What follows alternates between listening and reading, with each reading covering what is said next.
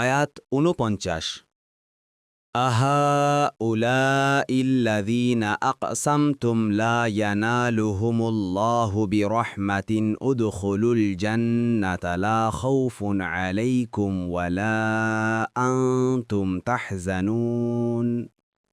অনুবাদ: এরাই কি তারা যাদের সম্বন্ধে তোমরা শপথ করে বলতে যে আল্লাহ তাদেরকে রহমতে শামিল করবেন না? এদেরকেই বলা হবে, তোমরা জান্নাতে প্রবেশ করো, তোমাদের কোনো ভয় নেই এবং তোমরা চিন্তিতও হবে না।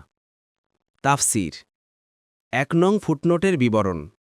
জান্নাতের ঈমানদার লোকদের দিকে ইঙ্গিত করে আরাফবাসীরা কাফেরদেরকে বলবে, তোমরা দুনিয়াতে ঈমানদারদের ব্যাপারে উপহাস করতে যে আল্লাহ এদের প্রতি কোনো প্রকার দয়া করবেন না, অথচ এখন তারাই জান্নাতে রয়েছে। তাদেরকে ভয় ভীতি ও পেরেশানি ছাড়াই জান্নাতে প্রবেশ করার নির্দেশ দেওয়া হয়েছে, আর তোমাদের অহংকার তোমাদের কোনো কাজে আসেনি। মুয়াস্সার ইমান আব্বাস রদিয়াল্লাহু আনহুমা থেকে বর্ণিত, আরাফবাসী হচ্ছে এমন কিছু লোক যাদের অনেক বড় বড় গুনাহ রয়েছে। তাদের ব্যাপারে সিদ্ধান্তের জন্য আল্লাহর দরবারে পেশ করা হয়েছে। তাদেরকে দেয়ালের উপর দাঁড় করিয়ে রাখা হয়েছে। সুতরাং তারা যখন জান্নাতীদের দিকে তাকাবে তখন তারা জান্নাতের আশা করবে, আর যখন জাহান্নামীদের দিকে তাকাবে তখন তারা জাহান্নাম থেকে নিষ্কৃতি কামনা করবে।